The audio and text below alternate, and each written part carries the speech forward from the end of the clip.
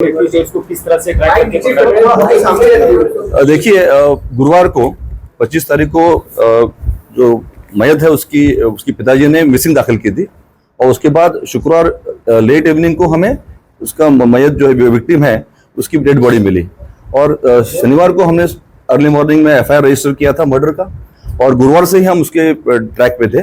तो जो कुछ हमें इंट्रोगेशन उनके रिलेटिव्स फ्रेंड्स लोकल लाइट जो दे रहे थे और भी टेक्निकल इनपुट से हम जो मिल रहा था उसके आधार पर हमने करीब करीब 8 टीम डीसीपी जोन 2 और डीसीपी क्राइम साहब के और सीपी साहब के अंडर हमने बनाई थी, उनके गाइडेंस में काम कर रहे थे। तो इनपुट्स हम मिलने के बाद हमें जो लगा जो अनुभव से और एनालिसिस से कि ये कर्नाटक में होने की संभावना है, तो उसके तहत हमने 2 टीम बेंगलोर में 2 टीम और जो यादगीर जिला है शाहपुर तालुका वहाँ पे 2 टीम हमारी कार्यरत थी और 3-4 सस्पेक्ट थे इसमें जो आपने बताया अभी मोहसिन वगैरह।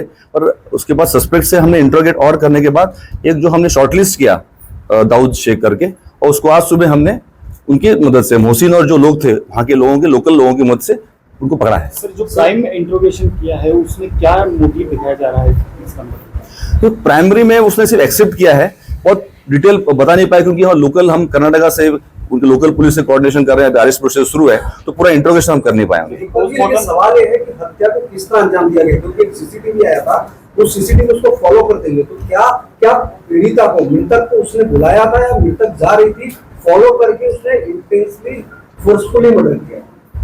इसमें जो मयत है और जो एक्यूज सामने आए हैं दोनों एक दूसरे को पहचानते थे और जो प्रीलिमिनरी इन्वेस्टिगेशन जो हुआ है उसके आधार पर मैं ये कह पाऊंगा कि वो दोनों एक जगह मिलना चाहते थे और उसमें फिर कुछ बातचीत हुई और उसके बाद ये घटना घटी है। सर, आरोपी के ऊपर पोक्सो का केस दर्ज था इसके पहले, क्या वो उसने रिवेंज लिया है? ये इनिशियल जांच में कुछ इस तरह से आया? नहीं, प्राथमिक तपास में ऐसा कुछ दिख नहीं रहा है।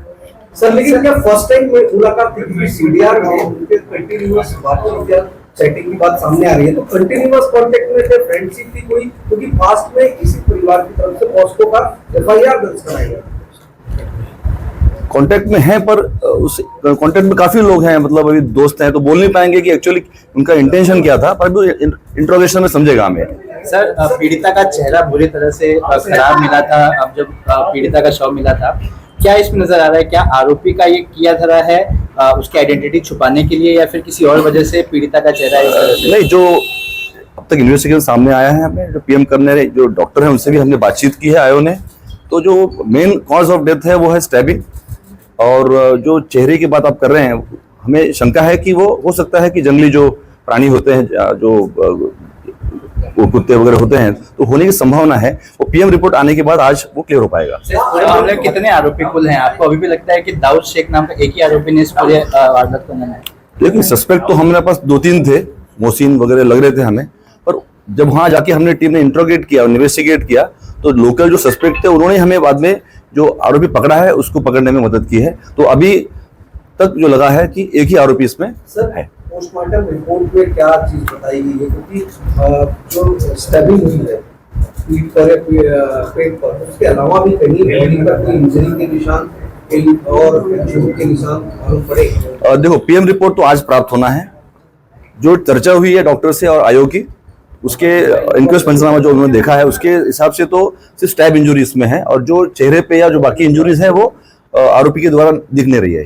क्या शादी को लेकर कोई अनबन थी? आप कह रहे मिलना चाहते थे, कोई बात करना कोई मतलब मैरिज जैसी कोई शादी जैसी कोई बात क्यों मिलना चाहते थे? देखिए, अभी तो इंट्रोगेशन पूरा कर नहीं पाए हम लोग।